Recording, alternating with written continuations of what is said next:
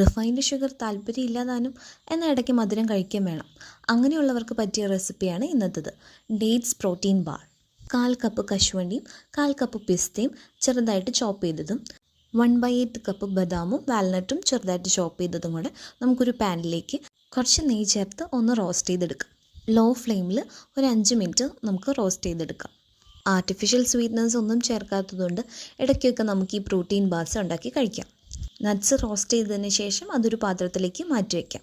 പിന്നെ നമ്മുടെ പ്രധാന ഇൻഗ്രീഡിയൻ്റായ ഡേറ്റ്സ്, ഒരു 25 സോഫ്റ്റ് ഡേറ്റ്സ് ആണ് ഞാൻ എടുത്തിരിക്കുന്നത്.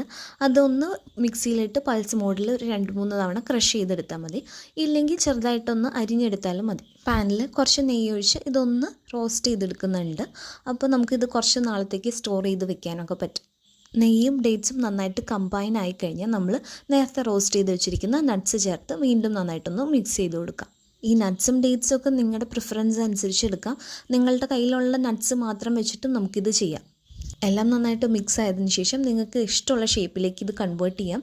ഞാനിവിടെ ഒരു പാത്രത്തിൽ കുറച്ച് നെയ്യ് തടവിയിട്ട് അതിലേക്കാണ് വെച്ച് കൊടുക്കുന്നത്. അരമണിക്കൂർ ഫ്രിഡ്ജിൽ വെച്ചതിന് ശേഷം ഇഷ്ടമുള്ള ഷേപ്പിലേക്ക് കട്ട് ചെയ്ത് നമുക്ക് കഴിക്കാം. സംഭവം അടിപൊളിയാണ് കേട്ടോ.